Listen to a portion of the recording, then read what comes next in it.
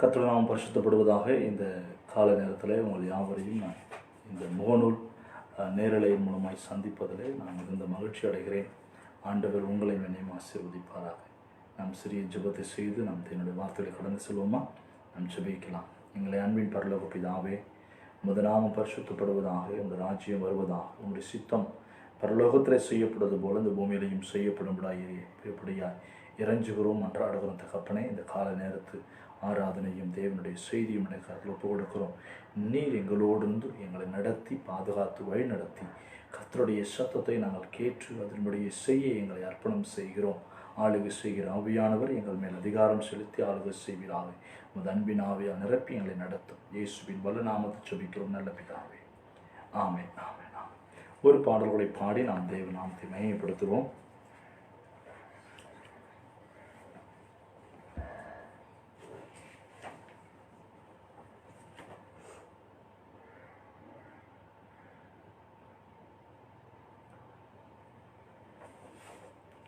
உம்மை ஆராதிப்பே, உம்மை ஆராதிப்பே, உம்மை ஆராதிப்பே, உம்மை ஆராதிப்பே. என் நாட்கள் முடியும் வரை, என் ஜீவன் பிரியும் வரை, என் சுவாசம் ஒழியும் வரை உம்மையே ஆராதிப்பே, உம்மையே ஆராதிப்பே. தாயின் கருவில் உருவாகும் முன்னே பேர் சொல்லி அழைத்தவர் நீரே. தாயினும் மேலாக அன்பு வைத்து நீர் எனக்காக ஜீவன் தந்தீரே. தாயின் கருவில் உருவாகும் முன்னே பேர் சொல்லி அழைத்தவர் நீரே. தாயினும் மேலாக அன்பு வைத்து நீர் எனக்காக ஜீவன் தந்தீரே. என் நாட்கள் முடியும் வரை, என் ஜீவன் பிரியும் வரை, என் சுவாசம் ஒழியும் வரை உம்மையே ஆராதிப்பே, உம்மையே ஆராதிப்பே. எத்தனை முறை இடறினாலும் அத்தனையும் மன்னித்தீரே. நன்மையும் கிருபையும் தொடரச் செய்து என்னை மீண்டும் நடக்க வைத்தீரே. எத்தனை முறை இடறினாலும் அத்தனையும் மன்னித்தீரே. நன்மையும் கிருபையும் தொடரச் செய்து என்னை மீண்டும் நடக்க வைத்தீரே. என் நாட்கள் முடியும் வரை, என் ஜீவன் பிரியும் வரை, என் சுவாசம் ஒழியும் வரை உம்மையே ஆராதிப்பே, உம்மையே ஆராதிப்பே. பாவி என்றே என்னை தள்ளிடாமல் அன்போடு அணைத்து கொண்டீரே.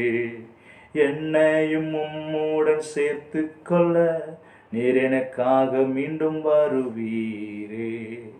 பாவி என்றே என்னை தள்ளிடாமல் அன்போடு அணைத்து கொண்டீரே. என்னையும் உம்முடன் சேர்த்து கொள்ள நீர் எனக்காக மீண்டும் வருவீரே. என் நாட்கள் முடியும் வரை, என் ஜீவன் பிரியும் வரை, என் சுவாசம் ஒழியும் வரை உம்மையே ஆராதிப்பே, உம்மையே ஆராதிப்பே, உம்மை ஆராதிப்பே, உம்மை ஆராதிப்பே, உம்மை ஆராதிப்பே, உம்மை ஆராதிப்பே. என் நாட்கள் முடியும் வரை, என் ஜீவன் பிரியும் வரை, என் சுவாசம் ஒழியும் வரை உம்மையே ஆராதிப்பே, உம்மையே ஆராதிப்பே, உம்மையே ஆராதிப்பே. சில நிமிடங்கள் கண்களை மூடி நாம் தேவனை உயர்த்தி பார்க்கலாமே. நம்முடைய இருதயத்தின் ஆழத்திலிருந்து ஆண்டவரை துதிக்கலாமே. ஹல்லேலூயா. ஆவியானவரே, உமக்கு நன்றி செலுத்துகிறோம். கடந்த 8 மாதங்கள் முழுவதும் எங்களை பாதுகாத்தீரே தகப்பனே. இந்த 8வது மாதத்தினுடைய 30ஆம் தேதி வரைக்கும் எங்களை சுமந்து வந்தீர் ஆண்டவரை. பத்திரமாய் காத்து வந்து எங்களுக்கு நேரிட இருந்த விபத்துகள், நேரிட இருந்த ஆபத்துகள், ஏற்பட்ட பலவீனங்கள், சுற்றி நின்று சோதனைகள் எல்லாவற்றுக்கும் நீர் எங்களை தப்புவிக்க நல்லவராய் இருந்தீரே. உமக்கு நன்றி ராஜா. வழுவாமல் வீழாமல் வலக்கரம் பிடித்து சகாயம் செய்து வந்தவரே. வழுவாமல் வீழாமல் வலக்கரம் பிடித்து சகாயம் செய்து வந்தவரே. உமக்கே என்றும் ஆராதனை, உள்ளத்தில் இருந்து ஆராதனை, உள்ளதெல்லாம் கொடுத்து ஆராதனை. உயிரான தேவனுக்கு ஆராதனை, உயிரோடு எழுந்தவருக்கு ஆராதனை. உயிரான தேவனுக்கு ஆராதனை, உயிரோடு எழுந்தவருக்கு ஆராதனை. தாயும் இல்லை, தந்தையும் இல்லை, துணையாக யாரும் இல்லை. நதியற்ற ஆகாரை பாலைவனத்தில் சந்தித்தீரே. தாயும் இல்லை, தந்தையும் இல்லை, துணையாக யாரும் இல்லை. நதியற்ற ஆகாரை பாலைவனத்தில் சந்தித்தீரே. ஆண்மகனை தந்தீரே, அரவணைத்து கொண்டீரே. ஆண்மகனை தந்தீரே, அரவணைத்து கொண்டீரே. பெரிய ஜாதியாக்கி ஆதரவும் தந்தீரே. பெரிய ஜாதியாக்கி ஆதரவும் தந்தீரே. உமக்கே என்றும் ஆராதனை, உள்ளத்தில் இருந்து ஆராதனை, உள்ளதெல்லாம் கொடுத்து ஆராதனை. உயிரான தேவனுக்கு ஆராதனை, உயிரோடு எழுந்தவருக்கு ஆராதனை.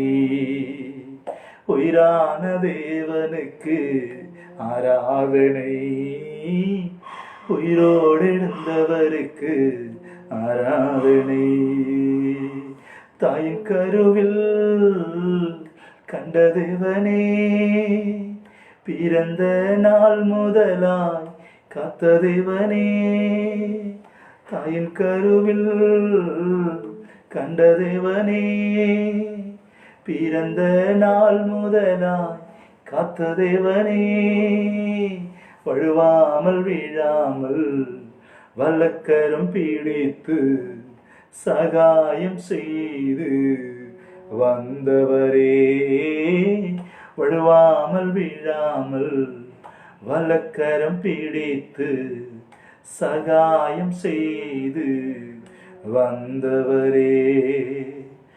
உமக்கே என்றும் ஆராதனை, உள்ளத்தில் இருந்து ஆராதனை, உள்ளதெல்லாம் கொடுத்து ஆராதனை. உயிரான தேவனுக்கு ஆராதனை, உயிரோடு எழுந்தவருக்கு ஆராதனை. ஆமாண்டவரே, கடந்த நாளெல்லாம் பாதுகாத்து எங்களை பலப்படுத்தினீர், எங்களுக்கு சகாயம் செய்தீர். உமது வலது கரத்தினால் எங்களை தாங்கிக் கொண்டீர் ஆண்டவரே. எங்கள் ஆராதனை எல்லாம் உமக்கே ஆண்டவரே. எங்களுக்குள்ளதை எல்லாம் கொடுத்துமை ஆராதிக்கிறோம் ஆண்டவரே. உயிரோடு இருக்கிற தேவனை ஆராதிக்கிறோம். உங்கள் கருத்தங்களை முற்றும் ஒப்படுக்கிறோம். கர்த்தர் எங்களோடு பேசுங்கப்பா. இயேசுவின் நாமத்தில் சுபிக்கிறோம் நல்ல பிதாவே. ஆமென், ஆமென். கர்த்தருக்கு ஸ்தோத்திரம் உண்டாவதாக. இந்த காலவெல்ல என்னோடு இணைந்திருக்கிறேன். இந்த வார்த்தையை கேட்டுக்கொண்டிருக்கிறதான ஒவ்வொரு காய் நான் ஆண்டவரை ஸ்தோத்திரிக்கிறேன். கர்த்தர் இந்த ஜனவரி மாதம் 1ஆம் தேதி முதல் இந்த ஆகஸ்ட் மாதம் 30ஆம் தேதி வரைக்கும் அவர் உங்களை மென்னும் பத்திரமாய் பாதுகாத்து வந்திருக்கிறார். பறந்து காக்கிற பட்சிகளை போல கர்த்தர் உங்களை மென்னும் கைவிடாமல் காத்து வந்திருக்கிறார். கடந்த டிசம்பர் மாதத்தில் நவம்பரின் கடைசி வாரங்களிலே சைனாவில் ஏற்பட்ட இந்த கொரோனா வைரஸினுடைய தாக்கம் நம்முடைய இந்திய தேசத்தில் பிப்ரவரி மார்ச் மாதங்களில் பரவ ஆரம்பித்து இந்த நாள் வரைக்கும் ஆயிரக்கணக்கான ஜனங்களை பலி கொண்டிருக்கிறதை நாம் அறிந்திருக்கிறோம். ஆனாலும் கர்த்தர் உங்கள் மேலே என் மேலே வச்சு கிருபையினால அப்படி மாறாத வார்த்தையினால கர்த்தர் நம்மளை இம்மட்டும் எல்லா தீங்குக்கும் உங்களை என விலைக்கு காத்து வந்திருக்கிறார். அதற்கான ஆண்டவரை ஸ்தோத்திரிக்கிறேன். அல்லேலூயா. கர்த்தர் நல்லவர். நீங்கள் ஆராதிக்கிற இயேசு மிகவும் நல்ல தேவன். அவர் உங்களை ஒருபோதும் மறக்கிறவர் அல்ல. அவர் ஒருபோதும் உங்களை கைவிடுகிறவர் அல்ல. அவர் உங்களை ஒருபோதும் விட்டு விடுகிற தேவன் அல்ல. அவர் உங்களை மென்னும் தம்முடைய உள்ளங்கைகளை வரைந்து வைத்திருக்கிற தேவன். இந்த காலவேளை உங்களை மென்னியும் ஜீவனோடு கூட அவருடைய வார்த்தை கேட்கும்படியாய் இந்த பூமியை வைத்திருப்பதற்கு நான் ஆண்டவரை ஸ்தோத்திரிக்கிறேன். இந்த வார்த்தை கேட்கிற நீங்களும் நானும் ஆண்டவர்களை இன்னும் பலப்பட்டு ஆண்டவருக்காய் பயன்பட நம்மளை ஒப்பு கொடுப்போம். அல்லேலூயா. கர்த்தர் நம்மை ஆசீர்வதிப்பாராக. என்னோடு சேர்ந்து இந்த காலவேளையிலே தேவனுடைய வார்த்தைக்கு அதை கடந்து செல்கிற பொழுது ஆண்டவர் ஒரு காரியத்தை உங்களுக்கும் எனக்கும் சொல்லி ஆண்டவர் பேசினார். என்ன காரியம் என்று சொன்னால், இந்த பூமியிலே ஆண்டவர் நமக்கு அறிவை கர்த்தர் கொடுத்திருக்கிறார். ஆண்டவர் நமக்கு ஞானத்தை கொடுத்திருக்கிறார். அவர் வாயினின்று அறிவும் புத்தியும் நமக்கு வரும் என்று வேதம் சொல்லுகிறது. இந்த பூமியிலே எந்த மிருகத்துக்கும் இல்லாத, எந்த உயிரினத்துக்கும் இல்லாத 6வது அறிவாகிய பகுத்தறிவை கர்த்தர் கொடுத்திருக்கிறார். இந்த அறிவு எதற்கு பயன்பட வேண்டும், அல்லது இந்த அறிவை நாம் எதற்காக பயன்படுத்தி கொண்டிருக்கிறோம்? அநேக ஜனங்கள் தங்களுடைய அறிவின் மேன்மையை மெச்சிக்கொண்டு பாவத்தில் விழுந்து கிடக்கிறார்கள், தேவனுடைய பிள்ளைகள் உட்பட. ஆனால் இந்த காலவேளை ஆண்டவர் ஒரு காரியத்தை உங்களோடு பகிர்ந்து கொள்ளும்படியாய் என்னோடு கர்த்தர் பேசினார். அந்த பேசின வார்த்தையை உங்களோடு கூட நான் வாசிக்க விரும்புகிறேன். என்னோடு சேர்ந்து திருப்பிக் கொள்ளுங்கள். கொலோசேயருக்கு எழுதின அப்போஸ்தலனாகிய பவுல் கொலோசேயருக்கு எழுதின நிருபம் அதனுடைய 1ஆம் அதிகாரத்தினுடைய 9வது 10வது வசனங்களை நான் உங்களுக்காய் வாசிக்கிறேன். அப்போஸ்தலனாகிய பவுல் கொலோசேயருக்கு எழுதின நிருபம் 1ஆம் அதிகாரம் அதனுடைய 9வது வசனமும் அதனுடைய 10வது வசனமும் நான் வாசிக்கிறேன். இது நிமித்தம் நாங்கள் அதை கேட்ட நாள் முதல் உங்களுக்காக இடைவிடாமல் ஜெபம் பண்ணுகிறோம். நீங்கள் எல்லா ஞானத்தோடும் ஆவிக்குரிய விவேகத்தோடும் அவருடைய சித்தத்தை அறிகிற அறிவினால் நிரப்பப்படவும் சகலவித நற்கிரியைகளுமாகிய கனிகளை தந்து தேவனை அறிகிற அறிவில் விருத்தி அடைந்து கர்த்தருக்கு பிரியமுண்டாக அவருக்கு பாத்திரராய் நடந்து கொள்ளவும். இந்த 2 வசனத்திலே ஒரு காரியம் திரும்ப திரும்ப அடிக்கோடிட்டு காட்டப்படுகிறது, அறிவு. இந்த அறிவு 1வது வசனத்தில் 9வது வசனத்திலே பார்க்கிற பொழுது அவருடைய சித்தத்தை அறிகிற அறிவு. 2வது பவுல் சொல்லுகிறார், கர்த்தரை தேவனை அறிகிற அறிவில் விருத்தி அடையணும் அப்படின்னு சொல்லிட்டு. அப்போ இந்த 2ம் வேற வேறவா அப்படின்னு சொல்லி கேட்டோம்னா, ஆமா. கர்த்தரை அறிந்த அநேகர் அவருடைய சித்தத்தை அறியாதிருக்கிறார்கள். ஆண்டவர் நான் யாருன்னு தெரியும், ஆண்டவர் நமக்காய் செய்த காரியங்கள் தெரியும், ஆண்டவர் நமக்காய் பட்ட பாடுகள் தெரியும், ஆண்டவருடைய வார்த்தைகள் அறிந்திருக்கிறார்கள். ஆனால் அவர்களை குறித்த தேவனுடைய சித்தம் இன்னதென்று நாம் அறியாதிருக்கிறோம். ஆகவே தான் பவுல் அழகா தெளிவா சொல்றாரு, தேவனுடைய அல்லது அவருடைய சித்தத்தை அறிகிற அறிவினாலே நான் நிரப்பப்பட வேண்டும். 1வது. 2வது, தேவனை அறிகிற அறிவு எனக்குள்ள வேணும். இந்த அறிவு எல்லாருக்குள்ளும் கொடுக்கப்பட்டிருக்கிறது. ஆனால் இந்த அறிவை நாம் எப்படி பகுத்து தேவனுக்குரிய காரியத்தை நாம் செலவு பண்ணுகிறோம் என்று தான் இந்த காலவெல்லை கர்த்தர் நம்மோடு பேச போகிறார். 2 மனிதரை உங்களுக்கு நான் அடையாளப்படுத்த போகிறேன். அவர்கள் தேவ சித்தத்தையும் கர்த்தரையும் எப்படி அறிந்து வைத்திருந்தார்கள். அப்படி அறிந்து வைத்த ஒருவரையும், கர்த்தரை அறிந்திருந்தும் தேவசத்தை அறியாதிருந்து தேவனுடைய சமூகத்தை விட்டு விலகி விழுந்து போன இந்த 2 மனிதருடைய முடிவை குறித்து தான் இந்த காலவெல்லை நாம் தியானிக்க இருக்கிறோம். அப்போ அறிவு நமக்கு கர்த்தர் கொடுத்திருக்கிறார். ஆனால் அந்த அறிவு நம்ம எதற்கு பயன்படுத்துகிறோம்? இன்றைக்கி நிறைய நேரத்தில் நம்ம எப்படி பணம் சம்பாதிக்க வேண்டும், எப்படி பாதுகாப்பாக இருக்க வேண்டும், எப்படி வீடு கட்ட வேண்டும், எப்படி சொத்துக்களை நமக்கென்று சேர்த்து வைத்துக் கொள்ள வேண்டும், எப்படி மேன்மை அடைய வேண்டும், எப்படி நற்காரியங்களை நாம் அனுபவித்துக் கொள்ள முடியும், எப்படி தமக்கு சொந்தமான ஜனங்களை நாம் ஆதாயப்படுத்திக் கொள்ள முடியும், எப்படி எனக்கான ஒரு தெய்வ திட்டத்தை எனக்கான காரியங்களை எப்படி ஒழுங்கு செய்து கொள்ள முடியும் என்று சொல்லி நாம் நம்முடைய அறிவை மிக லாபகமாக நம்முடைய சொந்தத்துக்கென்று பயன்படுத்துகிறோம். ஆனால் பவுல் இங்கே அந்த அறிவை நான் எதற்கு பயன்படுத்த வேண்டும் என்று சொல்கிறார்? முதலாவது கர்த்தரை அறிவதற்காக பயன்படுத்திக் கொள்ள வேண்டும். நிறைய பேருக்கு இயேசுவை தெரியும், நிறைய பேர் கர்த்தரை தெரியும்.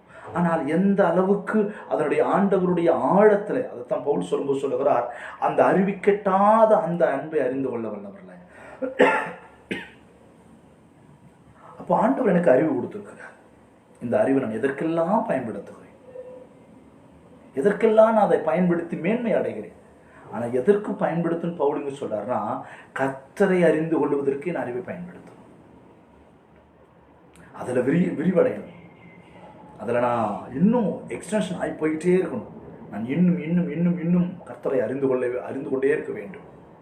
ஒரு மனுஷன் ரட்சிக்கப்படுகிற பொழுது ஆண்டவருடைய அறிமுகத்தை தான் நாம் பெற்றுக்கொள்ளுகிறோம்.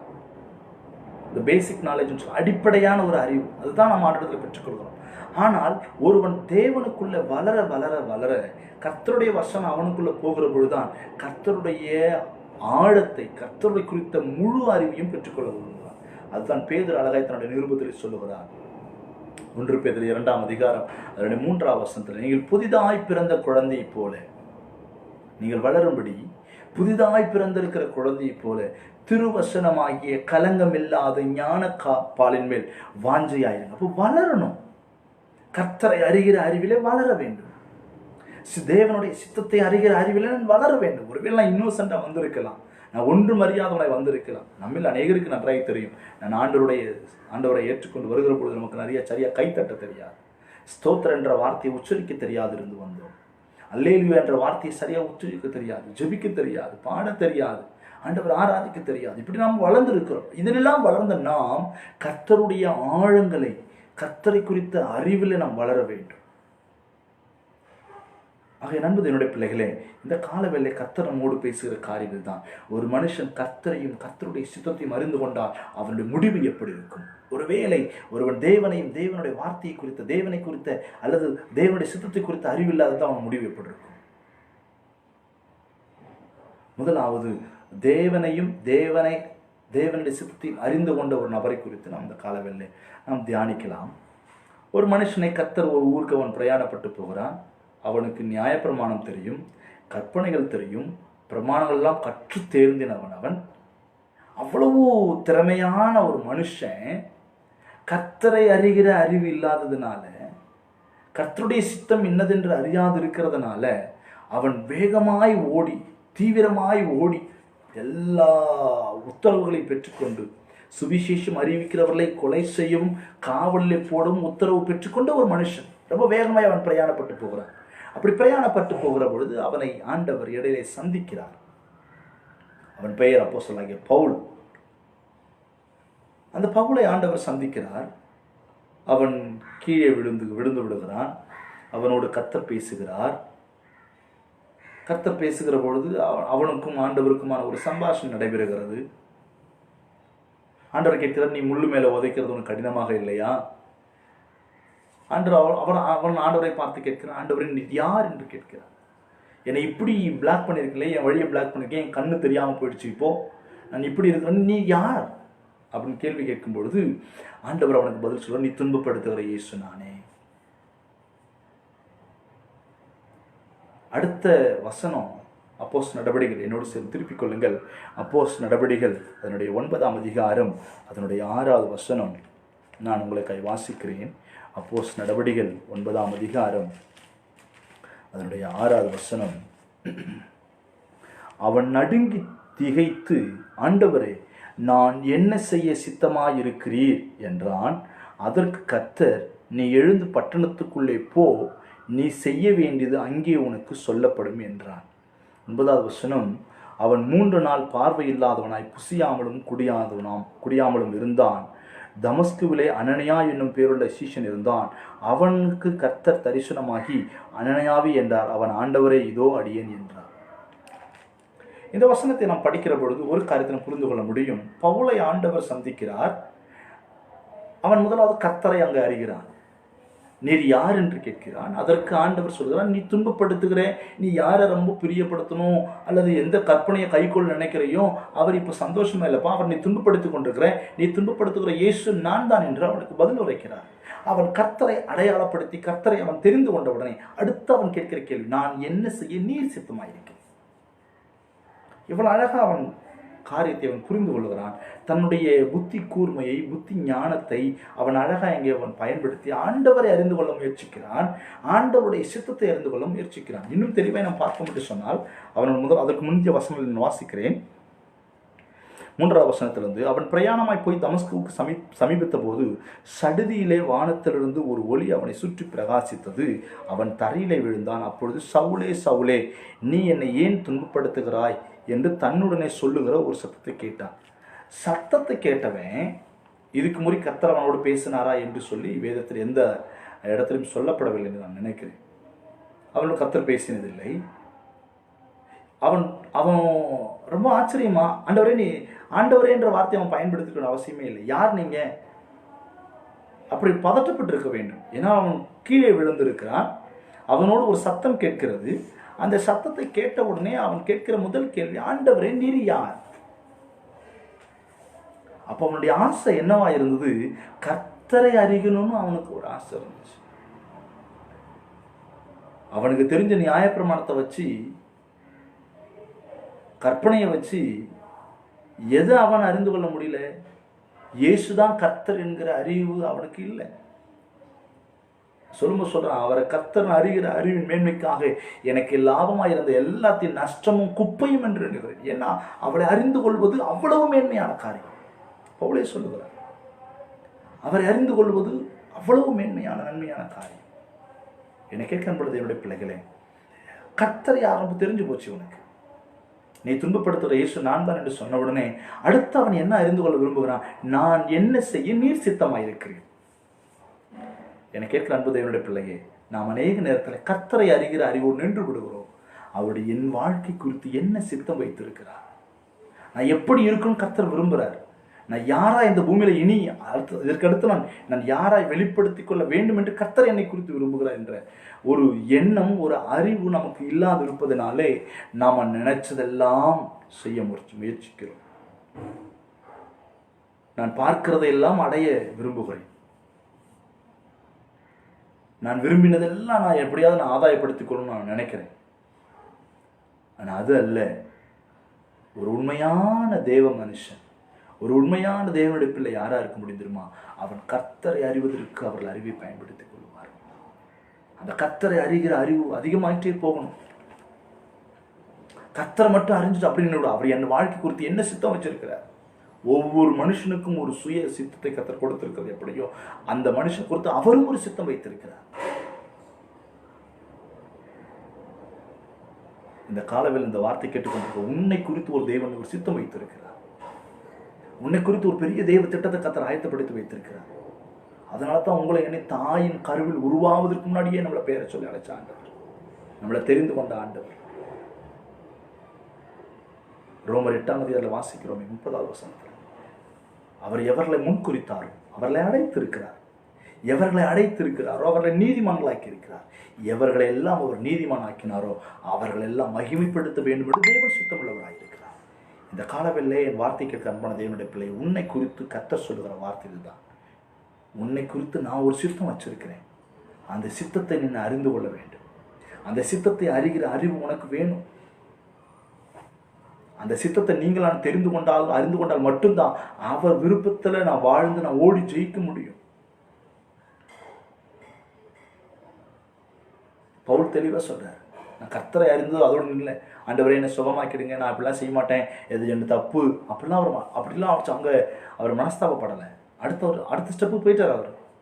நான் கர்த்தர் யார் தெரிஞ்சுக்கிட்டேன், நான் என்னை யார் சந்திச்சதை நான் தெரிஞ்சுக்கிட்டேன், என்னை யார் ரட்சித்துன்ற அறிவு எனக்கு வந்து போச்சு, நான் எதனால் இப்படி விழுந்து கிடக்கிறேன், என்னோட யார் பேசுறன்ற அறிவு எனக்கு வந்து போச்சு, இப்போ அடுத்து நான் தெரிந்து கொள்ள வேண்டியது, அடுத்து நான் அறிந்து கொள்ள வேண்டியது ஆண்டவருடைய சித்தம் என்ன. இதுக்கப்புறம் என்னுடைய வாழ்க்கை மாறப்போகுது, இதுக்கப்புறம் என் ஊழியம் மாறப்போகிறது, என் வேலை மாறப்போகிறது, என்னுடைய விருப்பங்கள் மாறப்போகிறது, என்னுடைய எதிர்பார்ப்புகள் மாறப்போகிறது, என்னுடைய எண்ணங்கள் மாறப்போகிறது, என்னுடைய நடக்கைகள் மாறப்போகிறது. ஆகவே நான் என்னவா நடக்கணும் நீங்கள் சொல்லுங்க ஆண்டவர். பவுல் அழகா ஒரு வசனத்தை சொல்றாரு. 1 தீமோத்தேயு 1:12 நான் உங்களுக்கு வாசிக்கிறேன். 1 தீமோத்தேயு 1 அதனுடைய 12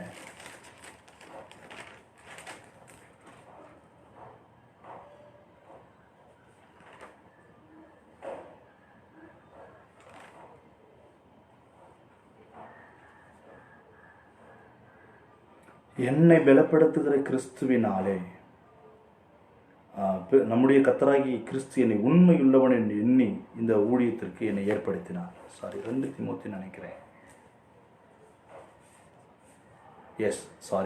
2 தீமோத்தேயு 1 அதனுடைய 12 அது நிமித்தம் நான் இந்த பாடுகளையும் அனுபவிக்கிறேன், ஆயினும் நான் வெட்கப்படுவது இல்லை.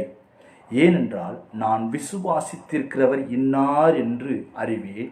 நான் அவரிடத்தில் ஒப்பு கொடுத்ததை அவர் அந்நாள் வரைக்கும் காத்துக்கொள்ள வல்லவராயிருக்கிறார் என்று நிச்சயத்தும் இருக்கிறேன். நான் யாரை விசுவாசிக்கிறேன், நான் யாரை பற்றி அறிஞ்சு வச்சிருக்கிறேன், என்னுடைய வாழ்க்கை குறித்து ஒரு திட்டம் கர்த்தர் வச்சிருக்கிற, அது என்னன்னு எனக்கு தெரியும் பவுல் சொல்றார். அப்போ அவருக்கு கர்த்தரை அறிகிற அறிவும் இருந்துச்சு, அவருடைய சித்தத்தை அறிந்து கொள்கிற அறிவும் இருந்துச்சு. இந்த 2 இருந்ததுனால அவருடைய வாழ்க்கையும் ஊழியம் முடியும் போது எப்படி முடிச்சார் தெரியுமா? ஒரு மகிமையான ஒரு முடிவை முடிச்சார் பவுல். ஒருவேளை இந்த பூமியில் அவருக்கு ஒரு தலையை வெட்டி கொலை செய்யப்படுகிற ஒரு சூழ்நிலைக்கு அவர் தலைப்பட்டார், இரத்த சாட்சியை மரித்தார். ஆனால் அவர் தன்னுடைய முடிவை குறித்து அவர் எழுதுகிறார், மிக அழகாக எழுதுகிறார். அதே 2 தீமோத்தேயு புஸ்தகம் நிருபம் 4 அதனுடைய 7-8 சொல்றார். நல்ல போராட்டத்தை போராடினேன், ஓட்டத்தை முடித்தேன், விசுவாசத்தை காத்துக்கொண்டேன். இது முதல் எனக்காக நீதியின்களிடம் எனக்காக வைக்கப்பட்டிருக்கிறது. நீதியுள்ள நியாயாதிபதியாக கர்த்தர் அந்நாளிலே அதை எனக்கு தந்தருளுவார். எனக்கு மாத்திரமல்ல, அவர் பிரசன்னமாக விரும்பும் யாவருக்கும் அதை தந்தருளுவார். என்னை கேட்க அன்பான தேவனுடைய பிள்ளை, கர்த்தர் உங்களோடு பேசுகிறார், என்னோடு பேசுகிறார். என்ன பேசுகிறார்? பவுல் தெளிவாக சொல்றாரு, நான் கர்த்தரை அறிந்திருந்தேன், விசுவாசத்தை அவருடைய சித்தத்தை அறிந்திருந்தேன். இந்த 2ஐயும் நான் அறிஞ்சிருந்ததுனால நான் நல்ல போராட்டத்தை போராடுன்னு அவர் சொல்றார். தன் ஊழியத்தை முடிக்கிற பொழுது, தன் பணியை முடிக்கிற பொழுது அவர் மனதார அவர் சொல்லி முடிக்கிறார். இந்த தேகத்தை விட்டு இந்த உயிர் பிரிகிற நாள் வந்துருச்சு, ஆனால் அதுக்கு முன்னாடி என் ஓட்டத்தை நான் சக்ஸஸ்ஃபுல்லாக ஓடி முடிச்சுட்டேன். நான் ரொம்ப ஹாப்பியாக இருக்கிறேன்.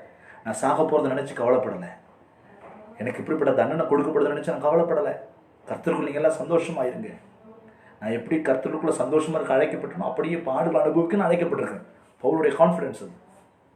நான் இப்போ எப்படி நான் அவரோடு கூட சேர்ந்து பாடல் அப்படியே நான் ஆளுகையும் செய்வேன். நான் அப்போ ஆளுகை செய்ய விரும்புகிற இந்த பவுல் கர்த்தரையும் அறிந்து வைத்திருந்தார், அவருடைய சித்தம் என்ன என்பதையும் அறிந்து வைத்திருந்ததுனால அவருடைய வாழ்க்கையினுடைய முடிவு ரொம்ப சக்சஸ்ஃபுல்லான ஒரு நேர்மையான ஒரு நீதியான ஒரு மகிமையான முடிவை அவர் அறிக்கை செய்கிறார். நான் நல்ல போராட்டத்தை போராடினேன், என் ஓட்டத்தை நான் ஃபினிஷ் பண்ணிட்டேன்.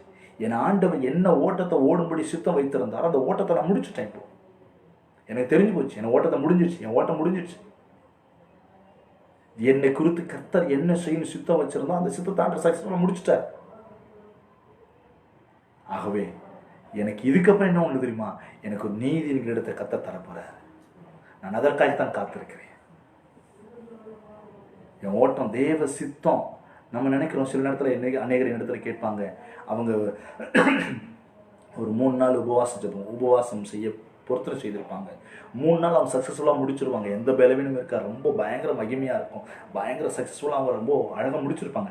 இப்போ என்ன வந்துன்னா, நம்ம தான் 3 நாள் ஃபாஸ்டிங் முடிச்சுட்டுமே, நமக்கு எந்த பலவீனமும் வரலையே. என்கிட்ட கேட்பாங்க, நான் இன்னொரு நாள் ஃபாஸ்டிங் கண்டினியூ பண்ணிக்கலாமா பாஸ்டர் அப்படின்னு சொல்லி. ஹலோ, என்னோட வார்த்தை கேட்க அன்பு தேவனுடைய பிள்ளைங்க, உபவாசம் என்பது நீங்கள் திட்டமிட்ட நேரத்தில் நடக்கிறது நல்லது தான். ஆனால் எத்தனை அந்த நாளை நியமித்து ஒப்பு கொடுத்தீங்க இல்லையா, அந்த நாளில் நான் முடிக்கிறோம். நம்ம சில நேரத்தில் எனக்கு நல்ல வாழ்க்கை இருக்கிறது, நான் இன்னும் கொஞ்சம் எக்ஸ்டெண்ட் பண்ணிக்குவேன் அப்படின்னு சொல்லிட்டு நம்ம நிறைய நினைக்கிறோம். இல்லை, தேவன் உங்களையும் என்னை குறித்து ஒரு சித்தம் வைத்திருக்கிறார். அந்த சித்தத்தை நான் எப்போ அறிந்து கொள்கிறேனோ அப்போ தான் அந்த சித்தத்தில் நான் ஓட முடியும், அந்த சித்தத்தில் நான் வாழ முடியும், அந்த சித்தத்தை நான் அனுபவிக்க முடியும். அந்த சித்தத்தில் என்ன லாப நஷ்டம் வந்தாலும் அதை சந்தோஷமாக ஏற்றுக்கொள்ள முடியும். ஏன்னா என் ஓட்டம் எப்படி எனக்கு தெரியும், எனக்கு வந்து கர்த்தர் என்ன நினைச்சிருக்கேன் எனக்கு தெரிஞ்சு வச்சிருக்கிறேன். So I will run with God. நான் தேவனோடு ஓடுறேன். ஸோ என் ஓட்டம் கண்டிப்பாக தோல்வியில் முடியவே முடியாது. என் ஓட்டம் கண்டிப்பாக அது வெற்றி அடையாம நான் விடவே மாட்டேன். அந்த கான்ஃபிடன்ஸ் பவுல் அழகா சொல்றார்.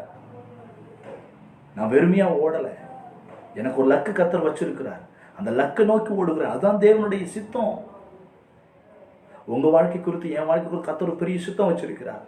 அந்த சித்தத்தை அறிந்து கொள்ள முயற்சி பண்ணுவோம். நீங்கள் இப்படி இருக்கிறது தேவனுடைய சித்தம் அல்ல. தேவனுக்கு என்று பெரிய காரியங்களை தேவன் செய்யும்படி கர்த்தர் அழைத்திருக்கிறார். ஒருவேளை அதுக்குரிய மாம்சத்துக்குரிய எந்த தகுதியும் உங்களுக்கு எனக்கு இல்லாமல் இருக்கலாம். ஒருவேளை அந்த தகுதி நீங்க பார்க்கறது, நீங்க நினைக்கிறதுனால அது தகுதி கிடையாது. கர்த்தர் உங்களை என்னவை பார்க்கிறார். முதல் வாசித்தோமே, தவறுதலாய் வாசித்தோம். 1 தீமோத்தேயு 1:12 என்னை பலப்படுத்துகிற கிறிஸ்து என்னை உண்மையுள்ளவன் என்று கர்த்தர் என்னை நம்புகிறார். அந்த நம்பினால தான் அவருடைய சித்தத்தை எனக்கு வெளிப்படுத்த விரும்புகிறார். அவருடைய சித்தத்தில் என்னை வாழ வைத்து என்னை மகிமைப்படுத்துவது என்பதுதான் தேவனுடைய திட்டம். ஒருவேளை உங்களுடைய பார்வைக்கு என்னுடைய பார்வைக்கு நீங்களும் சாதாரணமானவர்கள். ஆனால் கர்த்தர் சொல்றார் ஏசாயா 60:22 சின்னவனை நான் 1000ஆகவும் சிறியவனை நான் பலத்த ஜாதியா நான் பார்க்கிறேன். உன்னை நான் சாதாரணமா பார்க்கல, உன்னை திரள் கூட்டமாய் பார்க்கிறேன். ஆபிரகாமை பார்த்து உன்னை ஜாதிகளுக்கு தகப்பனாக்கி. ஒரே ஒரு யாக்கோபு அவன் தனியாய் பிரயாணப்பட்டு போகிறான். ஆனால் அவன் வேலை முடிஞ்சு வரும்பொழுது இவ்விரண்டு பரிவாளர்கள் நான் தகப்பனான்னு சொல்ற காரணம் என்ன? அதுதான் தேவனுடைய பார்வை. ஒருவேளை உன்னுடைய குடும்ப சூழ்நிலை நிமித்தமாய், உன்னுடைய வேலை பழுக்கள் நிமித்தமாய், சுற்றத்திலிருந்தும் அக்கத்திலிருந்தும் பக்கத்திலிருந்து வருகிற எதிர்ப்புகள் நிமித்தமாய் ஒருவேளை உன் தரிசனத்தை சுருக்கி கொண்டிருக்கலாம். நான் இப்படி வாழ்றதான் தேவசித்தம் தலையெழுத்து நினைச்சிட்டு இருக்கலாம். இல்லை, கர்த்தர் உங்கள் தலையெழுத்தை மாற்றுகிறார். நியாயப்பிரமாணத்துக்காக கொலை பண்றதுதான் என்னுடைய விருப்பம், அதுதான் தேவத்திட்ட நினைச்சு ஓடிக்கிட்டு இருக்கான் ஒரு மனுஷன் பவுல். அவன் வாழ்க்கை பயணத்தை தடுத்து நிறுத்தினார் ஆண்டவர். இல்லப்பா, இது என்னுடைய சித்தம் அல்ல, உன் வாழ்க்கை குறித்த திட்டம், உன் வாழ்க்கை குறித்த என்னுடைய சித்தம் இதுவல்ல, இதை விட பெரிய காரியத்தை நான் செய்யணும்னு நான் அழைச்சிருக்கிறேன். நீ அங்கிருந்து கொஞ்சம் திரும்பிக்கும், என் சித்தத்தை போவா.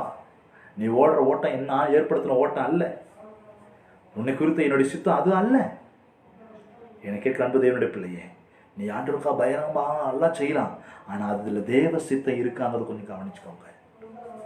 உங்க அறிவாதை கொஞ்சம் பயன்படுத்துங்க. தேவ சித்தத்தை அறிகிற அறிவு, கர்த்தரை நான் பரிபூர்ணமா அறிகிற அறிவு. யோவான் அழகா சொல்றாரு,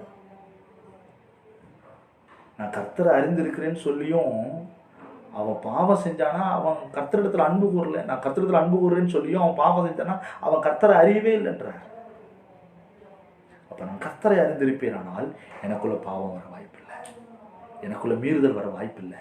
அப்போ தேவன் உங்களுக்கும் எனக்கும் ஒரு சித்தம் வைத்திருக்கிறார். அந்த சித்தத்தை நான் பரிபூர்ணமாய் அறிந்து கொள்கிற பொழுது என் ஓட்டம் நிச்சயமாய் தோல்வியாய் முடிகிறது இல்லை. ஒருவேளை உங்க சூழ்நிலை உங்களை பார்த்து பயமுறுத்திக்கிட்டே இருக்கலாம். பவுல் அழகா சொல்றார், நான் என் வாழ்க்கையில ஒரு முள் கொடுக்கப்பட்டுச்சு, அந்த முள்ளு நிமித்தமாக நான் கடவுளிடத்துல 3 முறை விண்ணப்பம் பண்ணேன், எனக்கு பதிலே வரல. ஆனா வார்த்தை வந்துச்சு, என்னன்னு? என் கிருபை உனக்கு போதும், பலவீனத்துல என் பலம் பூரணமாய் விளங்கும். என்னை கேட்கிற அன்பு தேவனுடைய பிள்ளையே, உனக்கு சூழ்நிலைகள் மாறாமல் இருக்கலாம், ஆனால் சூழ்நிலை ஜெயிக்கிற இயேசு உன்னோடு இருக்கிறார். உன் தேவ சித்தத்தில் நீ நான் நடக்கிற பொழுது என்ன வந்தாலும் சரி, உன்னை தூக்கி சுமக்க உனக்கு சித்தத்தை வச்சாரு பாருங்க, அவர் உங்களை கைவிடவே மாட்டார். பவுல் அழகா சொல்றார், எனக்காக நீதியின் வைக்கப்பட்டிருக்கிறது, நியாயாதிபதி ஆகி அவர் வருகிறபோது அவர் நிச்சயமா தருவார். அது அந்நாள் வரைக்கும் காத்துக்கொள்வதற்கு அவரே வல்லவராக இருக்கிறார். அவர் உங்களுக்காக அவன் கிரீடத்தை அவர் வைக்க காத்துக்கொள்ள வல்லவராக இருக்கிறார். ஸோ என் அன்பு தேவனுடைய பிள்ளைகளே, உன்னை குறித்து தேவன் ஒரு சித்தம் வைத்திருக்கிறார். அந்த சித்தத்தை அறிந்து கொள்ள உங்களை ஒப்புக் கொடுங்க, உங்களை ஆழமாய் ஒப்புக் கொடுங்க. ஆண்டவரே, நான் என்ன செய்ய நீங்க விரும்புறீங்க? ஆண்டவர் நிறைய நேரத்துல ஆண்டவர் என்ன செய்யணும் நாம விரும்புறோம். ஆண்டவர் இதெல்லாம் செய்யணும், அப்படி செய்யணும், இப்படி செய்யணும். ஆண்டவர் நிறைய அஜெண்டாஸ் கொடுக்குறோம், நிறைய பிளான்லாம் போட்டு தரோம். நம்ம ஒரு பெரிய வரைபடத்தை போட்டு இப்படிலாம் எனக்கு காரியத்தை பண்ணி கொடுத்துருங்கன்னு சொல்லிட்டு. ஆனால் கர்த்தர் சொல்கிறாருப்பா, அதெல்லாம் நான் செய்வேன். முதல்ல நான் உன்னை குறித்து ஒரு வரைபடம் வச்சுருக்கிறேன், நான் உன்னை குறித்து ஒரு ப்ளூ பிரிண்ட் வச்சுருக்கிறேன். அந்த ப்ளூ பிரிண்ட்டை நீ முதல்ல பாரு. உன் வாழ்க்கை மாறிடும், உன் ஊழியம் மாறிடும், உன் விசுவாசம் மாறிடும். உன்னை குறித்து நான் பெரிய ப்ளூ பிரிண்ட் வச்சுருக்கிறேன். அது ஒருத்தருக்கும் சொல்ல மாட்டேன், உனக்கு மட்டும்தான் சொல்லுவேன்.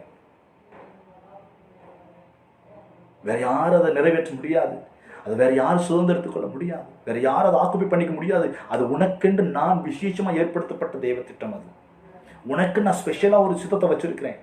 அதை உன்னை கொண்டு தான் நிறைவேற்றுவேன். உனக்குன்னு ஃபிக்ஸ் பண்ணது. அந்த பரிசு உனக்காக காத்திருக்கிறது. இந்த காலவேளை என்னை கேட்கிற அன்பு தேவனுடைய பிள்ளையே, கர்த்தரை அறிகிற அறிவும் கர்த்தருடைய சித்தத்தை அறிகிற அறிவும் உங்களுக்கு எனக்கு வந்துச்சுன்னா, என் லைஃப் நீங்கள் நினைக்கிற மாதிரி இல்லைங்க. உங்களை எவ்வளோ பேர் தாழ்வாக நினச்சிட்டு இருக்காங்களே, உங்களை ரொம்ப நிறைய பேர் அண்டர் எஸ்டிமேட் பண்ணுறாங்களே, குறைச்சி மதிப்பிடுறாங்களே, உங்களை எப்பவுமே குத்தி காட்டுறாங்களே, அவங்களுக்கு முன்னாடி கர்த்தர் உங்களுடைய முடிவை கர்த்தர் மேன்மையானதை கர்த்தர் வைக்கப்படுவார். ஒரு உதாரணம் சொல்ல முடியும். நான் மெலித்தா தீவில் கரை சேர்கிறார்கள் பவுலும் அவனோடு இருந்தவர்கள். கப்பர் சேதம், கடற்சேதம் எல்லாவற்றும் தப்பிச்சு வந்திருக்கிறாங்க. குளிர் காய்கிற பொழுது, சுள்ளிகளை பொறுக்கி போடுகிற பொழுது, ஒரு விரியன் அவன் கையிலே விஷப்பூச்சி கடித்து தொங்குகிறது. எல்லாரும் சொன்னாங்க, இவன் பாவியான மனுஷன், இவன் இவ்வளோ சேதத்துக்கு பிறகு தப்பிச்சு வந்து இவன் செய்த பாவங்கள், இவனுடைய சாபங்களுடைய சும்மா விடலை. எல்லாரும் அவனை தூட்டுறாங்க. அதோடு விட்டாங்களா? சாவ போகிறான், தோசத்துருவான் அப்படின்னு சொல்லிட்டு அவன் சாவை நோக்கி காத்திருக்கிறார்கள். இவன் சரீரெல்லாம் வீக்கம் கண்ணும், இவன் நுரை தள்ளுவான், இப்போ அவன் செத்துவான் அப்படின்னு நினச்சிருக்கிறாங்க. ஆனால் கர்த்தர் நல்லவர். பவுல் ரொம்ப நேரம் அமைதியாக இருக்கிறான். ஏன் தெரியுமா? இந்த பவுலை குறித்து தேவன் வைத்திருக்கிற சித்தம் என்னன்னு அவனுக்கு தெரியும். தேவன் அவனை குறித்து வைத்திருக்கிற சித்தத்தை பவுல் அறிந்து வச்சதுனால அவன் அவசரப்படலை, அவன் பதற்றப்படலை, அவன் சோர்ந்து போகலை, அவன் பயப்படலை. ஏன் தெரியுமா? என் சித்தம் என்னை குறித்து அப்பா ஒரு சித்தம் வச்சிருக்காருப்பா, அந்த சித்தம் இது அல்ல. நான் இந்த மெலித்தா தீவில் சாகிறது தேவ சித்தம் இல்லை, அதனால நான் பதற்றப்பட மாட்டேன். நெடுநேரம் ஆகியும் இவனுக்கு ஒன்றுமே நடக்கலன்னு சொன்ன உடனே அவர்களுடைய சிந்தை மாறுகிறது. என்னை கேட்கிற அன்பு தேவனுடைய பிள்ளையே, நீ தேவ சித்தத்தில் வாழ்ந்து பாடுகளோடு கண்ணீரோடு வாழ்ந்து கொண்டிருக்கலாம். நீ தேவ சித்தத்தில் உட்கார்ந்து பாருங்க, உன்னை பார்த்து உன் சாவை எதிர்பார்த்துற அனைவருடைய சிந்தையும் கர்த்தர் மாற்றுவார். உன்னை குறித்து தாழ்வாக நினைக்கிற எல்லாருடைய எண்ணங்களையும் கர்த்தர், நீ ஒன்றும் ட்ரை பண்ண வேண்டாம், அவங்களுக்கு ப்ளீஸ் பண்ண நீங்கள் ட்ரை பண்ணாதீங்க, அவங்களை பிரியப்படுத்த நீங்கள் எந்த முயற்சியும் நீங்கள் பண்ண வேண்டாம். நீங்கள் கர்த்தரோடு இருங்க, கர்த்தருடைய சித்தத்துக்குள்ளே இருங்க, கர்த்தருடைய கரத்துக்குள்ளே இருங்க, கர்த்தரை அறிந்து கொண்டே இருங்க, கர்த்தர் அறிகிற அறிவில் வளர்ந்து கொண்டே இருங்க. உங்களை சுற்றி இருக்கிற எல்லாருடைய பார்வையும் கர்த்தர் மாற்ற விரும்புகிறார். அதுதான் தேவ சித்தம் உங்களை குறித்து. உன்னை சுற்றி இருக்கிற ஜனங்கள் உன்னை வச்சு இல்லை, அவரே மாற்றிடுவார். அவன் எல்லாம் உன்னுடைய சாவதை எதிர்பார்த்துட்டு இருப்பான். நீ எப்போ விழுந்து போகணும்னு பார்த்துட்டே இருப்பான். நீ வளர்றது பார்க்க மாட்டாங்க. நீ எவ்வளோ தூரம் நீ வளரணும்னு யாரும் விரும்ப மாட்டாங்க. நீ எவ்வளோ சீக்கிரம் விழுந்துருவேன்னு கொஞ்சம் பேர் வெயிட் பண்ணிட்டே இருக்கிறாங்க அவங்க பக்கத்தில். அவங்களுக்கு முன்னாடி தான் கர்த்தர் பவுல சொன்னார், அந்த தீவில் உள்ள ஐஸ்வர்யவான்கள் எல்லாம் இவனுக்கு வந்து அந்த இடத்த விட்டு கிளம்புகிற பொழுது எல்லாரும் நினைச்சாங்க இவன் செத்து போயிடுவான், இவன் பணத்தை இங்கே போட்டு போயிடலாம் நினைச்சாங்க. ஆனால் கர்த்தர் அவருடைய சித்தனை தெரியுமா? அங்கேருந்து காணிக்கை வாங்கின கப்பல் ஏறான் திரும்பவும். என்னை கேட்கிற அன்பு தேவனுடைய பிள்ளைகளே, எந்த இடத்துல நீ கூனி குறுகி அவமானப்படுத்தப்பட்டு கிடக்கிறாயோ, கர்த்தர் அந்த இடத்துலேருந்து உனக்கு பேசுகிறார். அந்த இடத்துலேருந்து கர்த்தருடைய ஆவியினோடு வெளிப்படுகிறார். என்ன தெரியுமா? நீ ஏன் சித்தத்துக்குள்ளே இருந்தா நீ எந்த இடத்துல அழிஞ்சு போகணும்னு எல்லாரும் நினைக்கிறாங்களோ அதே இடத்துல உன் தலையை நான் சிறந்திருக்கும்படி செய்வேன், உன் தலையை நிமிர பண்ணுவேன். இது எப்போ நடக்கும் தெரியுமா? அவருடைய சித்தம் அறிந்து சித்தத்துக்குள் நான் இருக்கும் பொழுது. பவுல் தெரியும், அதனால தான் தைரியமா தேவ மக்களுக்கு சொன்னான், நான் எருசலேமில் கட்டப்படுவதற்கு மாத்திரமல்ல, நான் மரிக்கவும் ஆயத்தமாக இருக்கிறேன். நீங்கள் அழுது ஏன் என் இருதயத்தை உடைந்து போக பண்ணுகிறேன், கரைந்து போக பண்ணுகிறேன். ஒரு மனுஷன் தேவ சித்தத்துக்குள்ள இருந்தால் பாடுகள் வரும், உபத்திரம் வரும், துன்பங்கள் வரும். எல்லாரும் அவனை பார்த்து பயங்கரமாக பேசுவாங்க. அன்னைக்கு இயேசுவில் கொண்டு வந்தாங்க ஒரு குருடனை கொண்டு வந்து, ஆண்டவரே இவன் குருடனாக இருப்பது இவன் செய்த பாவமா, இவன் பெற்றோர் செய்த பாவமான்னு சொல்லுவாங்க. சில நேரத்தில் நீங்கள் இப்படி கஷ்டப்படுறதை பார்த்து நிறைய பேர் ஜட்மெண்ட் பண்ணுறது வருவாங்க. இவர் ஊழியத்துறாரு, இவர் ரொம்ப கஷ்டப்படுறாரு, இவர் ஊழியக்காரா இல்லையான்னு சந்தேகப்படுவாங்க. நீ விசுவாசியாக இருப்பீங்க, ஆண்டவருக்காக பயங்கர பக்தியாக இருப்பீங்க. எல்லாரும் கேள்வி கேட்பாங்க, உங்க கூட ஆண்டவர் இருந்தா நீ உண்மையாக ஜெபம் பண்ணதை ஏன் ஆண்டவர் இதெல்லாம் அனுமதிச்சாலும் கேள்வியெல்லாம் கேட்பாங்க. இதெல்லாம் பவுலுக்கும் வந்துச்சு, இயேசுக்கும் வந்துச்சு. அந்த குருடனை பார்த்து அப்படி தான் கேட்டாங்க, இது இவன் செய்த பாவமா என் பெற்றோர் செய்த பாவமான்னு சொல்லிட்டு. ஆண்டவர் அழகா சொன்னாருப்பா, இது இவன் செய்த பாவம் அல்ல, இவன் பெற்றோர் செய்த பாவம் அல்ல, இவனிடத்தில் தேவனோட நாமம் மகிழ்ப்பட வேண்டும் என்னுடைய சத்தமாக இருக்கிறது. இந்த வார்த்தை கேட்க அன்பான தேவனுடைய பிள்ளையே, ஒருவேளை இடுக்கும் கண்ணீரும் பாடுகள் நிறைந்த ஒரு சூழ்நிலை உட்கார்ந்து இருக்கலாம். உன்னை பார்த்து எல்லாம் கிரிட்டிசைஸ் பண்ணிட்டு இருக்கலாம். உன் அழைப்பை பார்த்து ஏளனமாக பேசலாம், உன் ஊழியத்தை பார்த்து கிண்டல் பண்ணலாம், உன் விசுவாசத்தை பார்த்து பழித்து பேசலாம். கவலைப்படாத, you are in the will of God. நீ தேவனுடைய சித்தத்துக்குள்ளே இருக்கிறாய். நீ தேவனுடைய சித்தத்துக்குள்ளே இருந்தினா கர்த்தர் உன்னை ஒருபோதும் புறஜாதி ஜனங்களுக்கு முன்பதாக உன்னை பார்த்து உதட்டு பிரிக்க தலையை துளுக்கிற சகல மனுஷருக்கு முன்பாக கர்த்தர் உன்னை கீர்த்தியும் புகழ்ச்சியுமே கர்த்தர் வைக்க வல்லவராக இருக்கிறார். அவருடைய வார்த்தை ஒரு நாள் பொய்த்து போகாது. இந்த பவுலுடைய ஊழியம் வெற்றியா முடிஞ்சதுக்கு ஒரே ஒரு காரணம், அவன் கர்த்தரையும் அவருடைய சித்தத்தையும் பூர்ணமாக அறிஞ்சு வச்சதுனால அதிலிருந்து ஒரு நாள் விலக முயற்சி பண்ணதே இல்லை, ஒரு நாள் எஸ்கேப் ஆக விரும்பினதே இல்லை, ஒரு நாள் அதை பைபாஸ் பண்ணி போக விரும்பினதே இல்லை. அந்த சித்தத்துக்குள்ளே அவன் வாழ்ந்தான். கர்த்தரை அறிகிற அறிவின் மேன்மை கேட்க எதெல்லாம் அவனுக்கு நான் லாபமாக இருந்துச்சோ எல்லாத்தையும் ரிமூவ் பண்ணிக்கிட்டே இருந்தான். நான் கர்த்தரை அறியணும், கர்த்தரை அறியணும், கர்த்தரை அறியணும், அவருடைய சித்தத்தில் நான் இருக்கணும், அவர் சித்தத்தில் நான் இருக்கணும். என் அன்பு தேவனுடைய பிள்ளைகளே, ஒரு மனுஷன் கர்த்தருடைய சித்தத்தையும் கர்த்தரையும் அறிந்திருந்தால் அவருடைய முடிவு இப்படித்தான் இருக்கும்.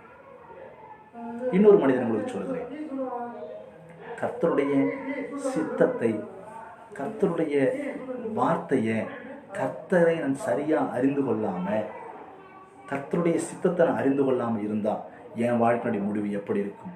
எடுத்துக்கொள்ளுங்களோடு சேர்ந்து திருப்பிக் கொள்ளுங்கள். நியாயாதிபதியின் புஸ்தகம் 13ஆம் அதிகாரம் அதனுடைய 14-15 வசனங்களை நான் உங்களுக்காக வாசிக்கிறேன்.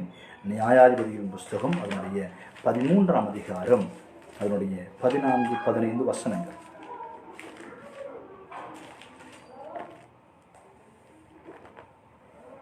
சாரி, 13ஆம் அதிகாரம் 4-5 வசனங்கள்.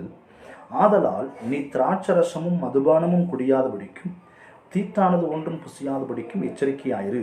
நீ கற்பந்தரித்து ஒரு குமாரனை பெறுவாய், அவன் தலையின் மேல் சவரகன் கத்தி படலாகாது. அந்த பிள்ளை பிறந்தது முதல் தேவனுக்கென்று நசரேனாயிருப்பான். அவன் இஸ்ரவேலை பெலிஸ்தரின் கைக்கு நீங்களாக்கி ரட்சிக்க தொடங்குவான் என்றார். இங்கே ஆண்டவர் சிம்சோனை குறித்து ஆண்டவர் சொல்றார். யாற்ற? மனோவாவினுடைய மனைவிட்ட என்ன சொல்றாரு? நீ கர்ப்பவதி ஆவாய், நீ மலடியாக இருக்கிற, உனக்கு பிள்ளை இல்லை, உனக்கு ஒரு நான் ஆண் குழந்தை தருவேன், அந்த ஆண் குழந்தை பிறப்பான், அவனுக்கு சிம்சோன்ற பேர் வைங்க, அவன் பிறக்கிற வரைக்கும் நீ இப்படிலாம் இருக்கணும், அவன் பிறந்த பிறகு அவன் இப்படிலாம் இருக்கணும், இதுதான் என்னுடைய விருப்பம். இது பேசுறது யாருன்னு கூட இந்த அம்மாவுக்கு தெரியாது.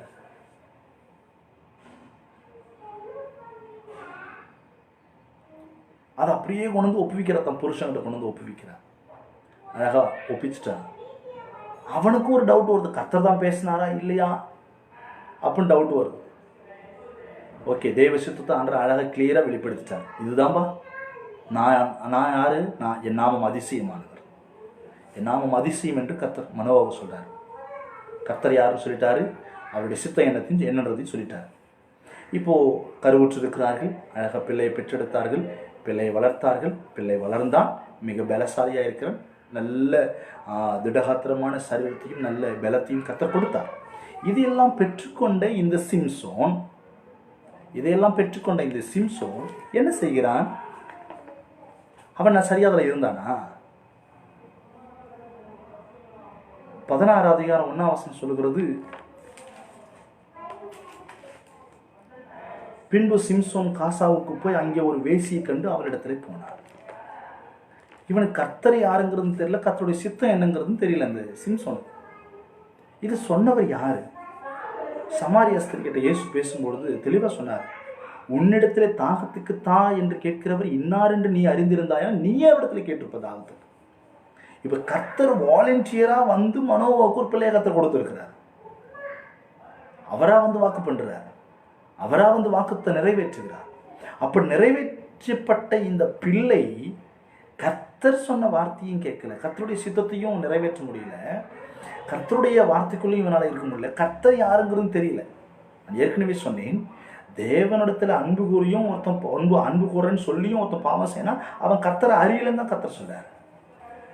அப்ப ஆண்டவரை இந்த சிம்சோன் அறிந்திருப்பானால் கண்டிப்பா அவன் வேசியை தேடி செஞ்சிருக்க மாட்டான், போயிருக்கவே மாட்டான்.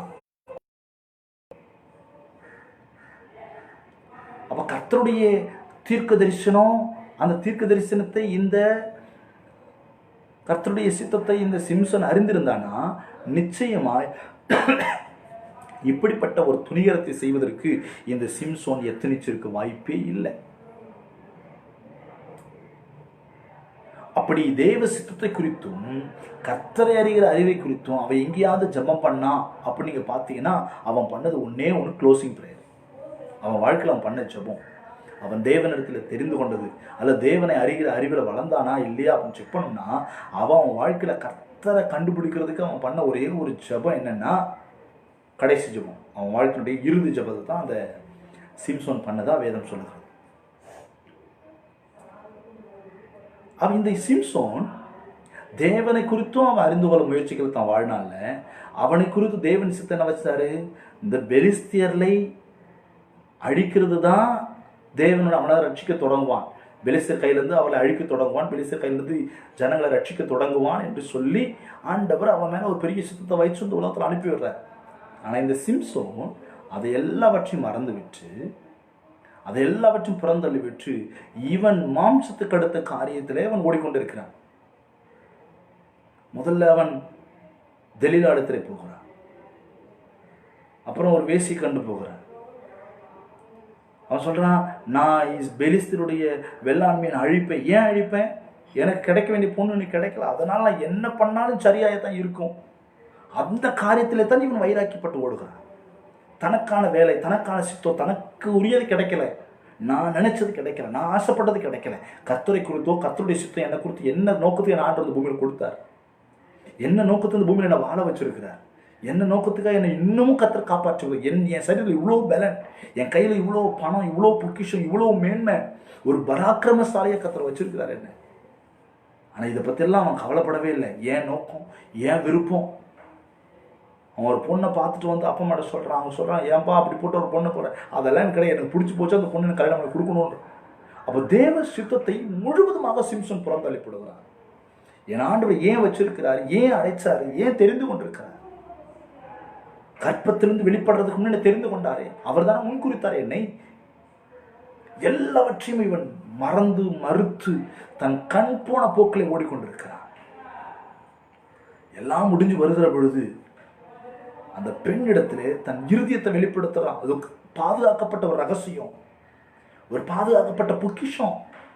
அவன் சொல்றான் 16ஆம் அதிகாரம் 17ஆம் வசனத்துல தன் இருதயத்தெல்லாம் வெளிப்படுத்துகிறான். என்ன?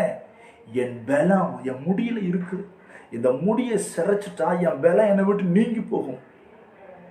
கர்த்தருடைய சித்தத்தை பொக்கிஷம் போல பாதுகாக்க வேண்டிய இந்த சிம்சோன் கர்த்தர் சொல்லி சொல்லி வளர்க்க சொன்னார் அவனை. இவன் சாகிற வரைக்கும் நசரனா இருப்பான், சவரகன் கத்தி அவன் தலையில படவே கூடாது.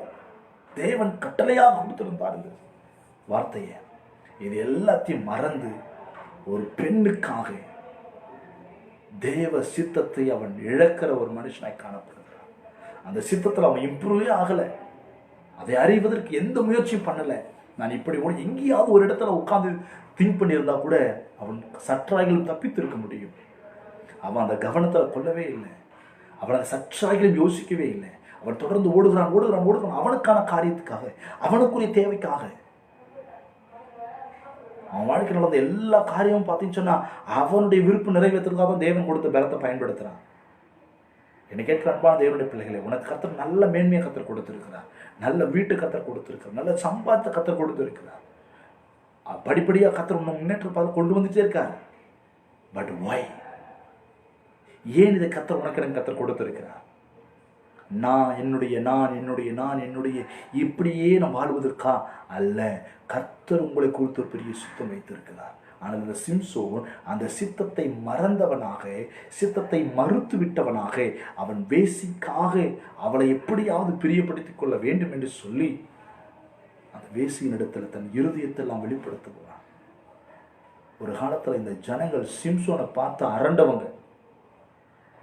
இப்போ தலையை சிரைச்சி விட்டு வேடிக்கை காட்டும்படி அவனை கொண்டு போனார்களாம். என்னை கேட்கிற அன்பான தேவனுடைய பிள்ளையே, உன்னை குறித்து கர்த்தர் ஒரு பெரிய சித்தம் வைத்திருக்கிறார். ஒருவேளை நீங்கள் நம்மில் யாராகிலும் தேவ சித்தத்தை மறந்திருப்போமானால், தேவ சித்தத்தை அறிகிற அறிவை நாம் இழந்திருப்போமானால், நம்ம வாழ்க்கை எப்படி தெரியுமா? நிறைய பேருக்கு வேடிக்கை காட்டும்படியா மாறிடும். உங்களை என்னையும் கர்த்தர் வேடிக்கை காட்டும்படி கர்த்தர் அழைக்கவில்லை. கர்த்தர் ஜனங்களை ரட்சிக்கும்படி அழைத்திருக்கிறார்.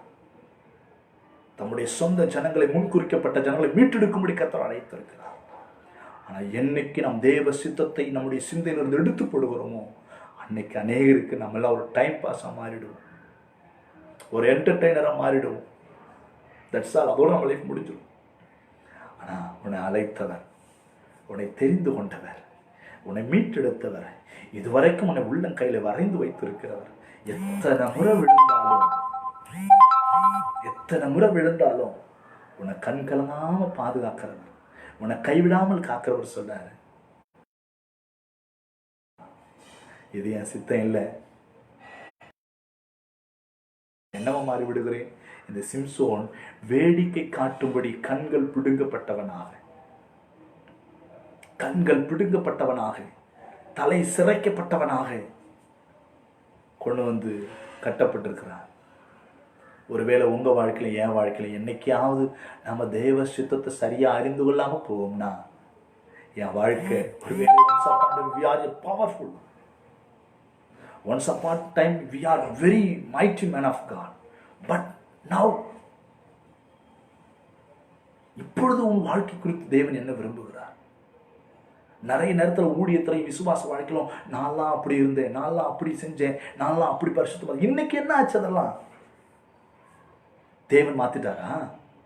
இல்லையே தேவ பிள்ளையே. கர்த்தர் இந்த காலவேளையோடு பேசுகிறார். ஒருவேளை இந்த காலவேளை எங்கேயாவது உன்னை குறித்து தேவ சித்தத்தை நீ இழந்திருப்பாயானால், தேவ சித்தத்தை அறிந்து கொள்வதற்கு முயற்சி நிறுத்தி இருப்பேன்னு சொன்னா, இன்னைக்கு உன்னை புதுப்பித்துக்கொள். ஏன்னா மொத்த ஜனங்களும் சிம்சோனை பார்த்து பயந்தாங்க. இப்ப மொத்த ஜனத்தையும் பார்த்து சிம்சோன் பயந்து 2 தூண்கள் நடுவே நிறுத்தப்பட்டிருக்கிறான். அவன் கடைசி ஜெபம் பண்றான். 30வது வசனத்துல, இந்த வசனத்தை வாசிக்கிறேன். என் ஜீவன் பெலிஸ்தரோடைய மடியை கடவுது என்று சொல்லி பலமாய் சாய்க்க அந்த வீடு அதில் இருந்த பிரபுக்கள் மேலும் எல்லா ஜனங்கள் மேல் விழுந்தது. இவ்விதமாய் அவன் உயிரோடு இருக்கையில் அவனால் கொல்லப்பட்டவர்களை பார்க்கலாம், அவன் சாகும்போது அவனால் கொல்லப்பட்டவர்கள் அதிகமாக இருந்தார்கள். அதனுடைய 13ஆம் அதிகாரம் 5வது வசனத்துக்கும் இந்த வசனத்துக்கு ஏதாவது சம்பந்தம் இருக்கான்னு பாருங்களேன். 13ஆம் அதிகாரம் 5வது வசனத்துக்கும் இந்த 16ஆம் அதிகாரம் 30வது வசனத்துக்கு ஏதாவது கொஞ்சமாவது தொடர்பு இருக்கான்னு பாருங்க. ஏன்? அவன் தேவ சித்தத்தை விட்டு விலகி போய்விட்டான். இந்த ஜனத்திரென்று என் ஜனத்தை காப்பாத்துங்கன்னு சொல்லி ஜெபம் பண்ணி வேண்டியவன், இந்த பெலிஸ்தரிடத்திரென்று என் ஜனத்தை நான் ரட்சிப்பேன்னு சொல்லி முழங்க வேண்டிய இந்த சிம்சோன் அவன் என்ன சொல்றான்? என்னுடைய ஜீவன் இந்த பெலிஸ்தீரோடு மடியை கடவுள். நீ செத்தா நல்லா இருக்குன்னு தான் நிறைய நேரம் பிசாசு சொல்ல வச்சுட்டான். அது ஒன்னே ஒன்று, எங்கேயோ உங்க வாழ்க்கையில, என் வாழ்க்கையில தேவ சித்தத்தை நான் தவற விட்டு இருக்கிறோம். கர்த்தரை அறிகிற அறிவிலிருந்து விலகிட்டோம். தேவ சித்தத்தை அறிந்து அதை நிறைவேற்றுவதற்குரிய முயற்சியிலிருந்து நம்மை விட்டு கொடுத்துட்டோம். முழுவதுமா விலகி போயிட்டோம். அதனால வந்த விளைவு, நான் இந்த பிரச்சனையிலே செத்துறேன் ஆண்டவரே, எனக்கு ஏற்பட்ட தோல்வியிலேயே நான் விழுந்து மடிந்து போகிறேன். இனி என்னால் எழும்ப இயலாது, இனி என்னால் நடமாட இயலாது.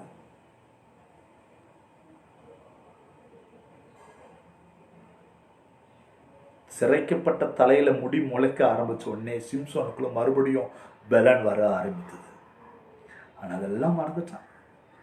இனிமே முடி முளைச்சா என்ன, முளைக்கலாம் என்ன, கண்கள் பிடுங்கப்பட்டாயிற்று, மாவரைச்சாச்சு, வேடிக்கை காட்டுற ஒரு மனுஷனா மாறியாச்சு.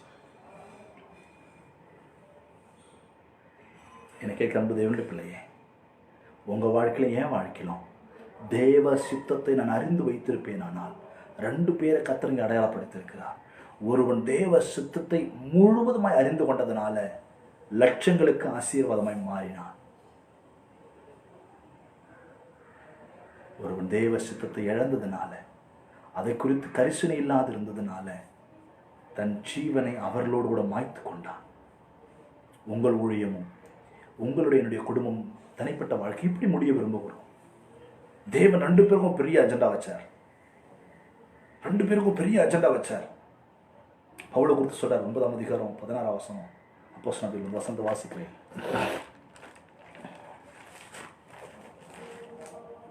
15ஆம் வசனம். அதற்கு கர்த்தர், நீ போ, அவன் புறஜாதிகளுக்கும் ராஜாக்களுக்கும் இஸ்ரவேல் புத்திரருக்கும் என்னுடைய நாமத்தை அறிவிக்கிறதுக்காக நான் தெரிந்து கொண்ட பாத்திரமாய் இருக்கிறான். அவன் என்னுடைய நாமத்து நிமித்தம் எவ்வளவாய் பாடுபட வேண்டும் என்பதை நான் அவனுக்கு காண்பிப்பேன். அதுதான் பவுல் குறித்து தேவனுடைய சித்தம். அவன் ராஜாக்களுக்கு சொல்லணும்ப்பா,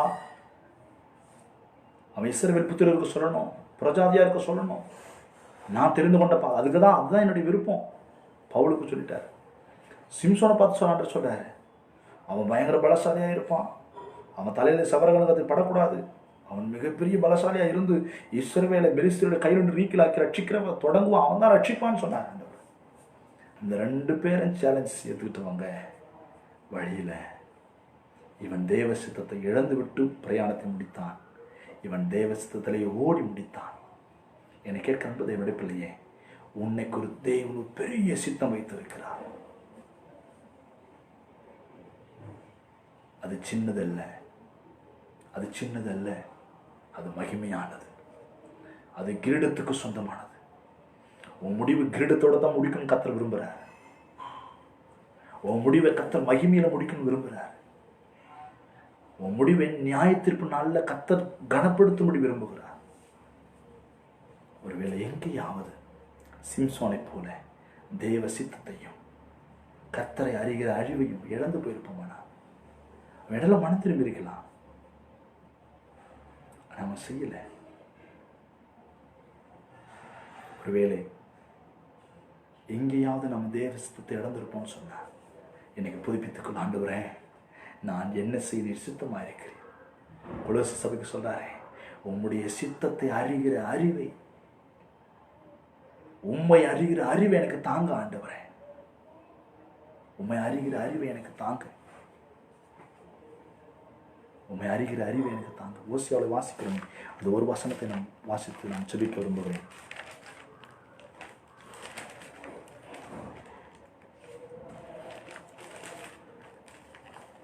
ஓசியா 4ஆம் அதிகாரம் அதனுடைய 6வது வசனம்.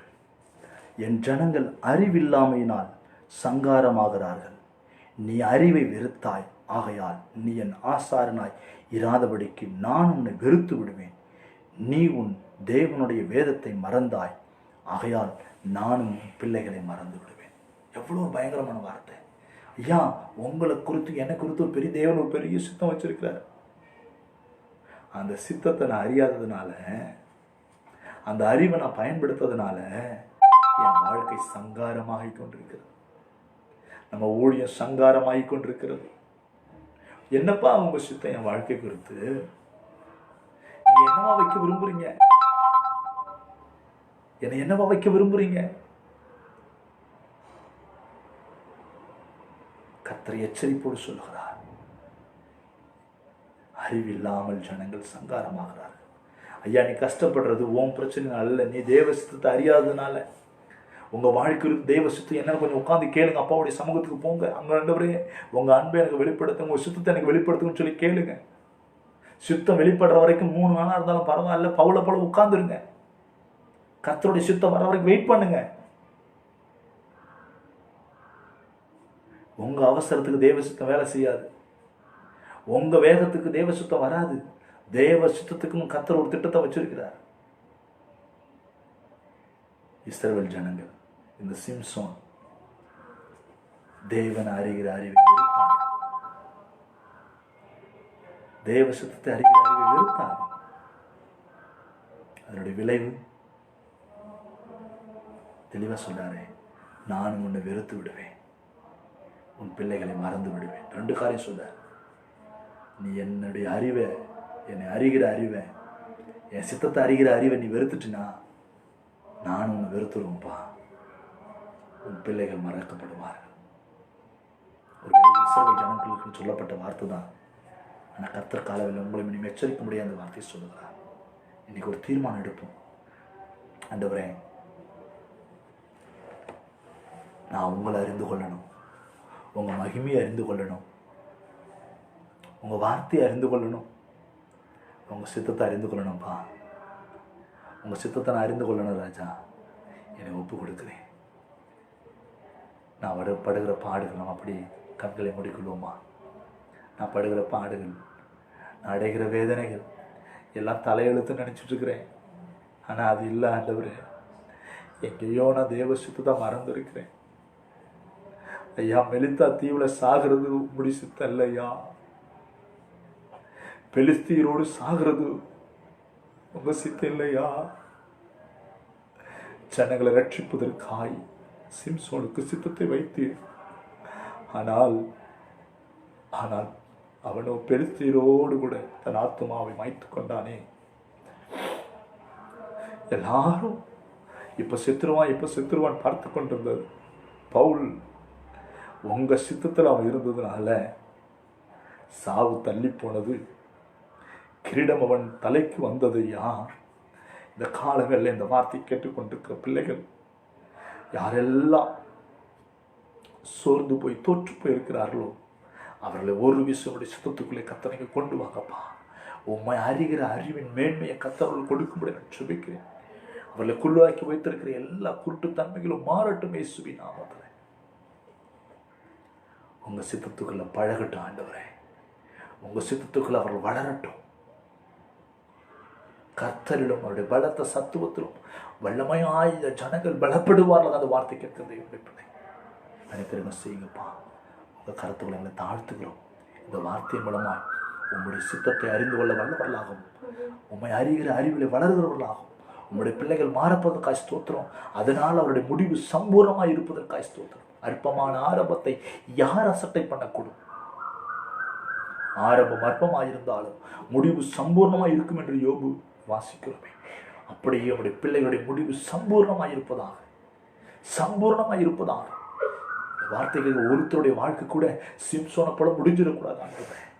ஒவ்வொருடைய வாழ்க்கை பவுலை போல நான் நல்ல போராட்டத்தை போராடினேன், ஓட்டத்தை முடித்தேன், விசுவாசத்தை காத்துக்கொண்டேன், இது முதல் எனக்காக நீதி நின்றும் எனக்காக வைக்கப்பட்டிருக்கிறது என்று முடிக்கத்தக்கதாக ஒவ்வொருடைய வாழ்க்கையும் மாறட்டும்.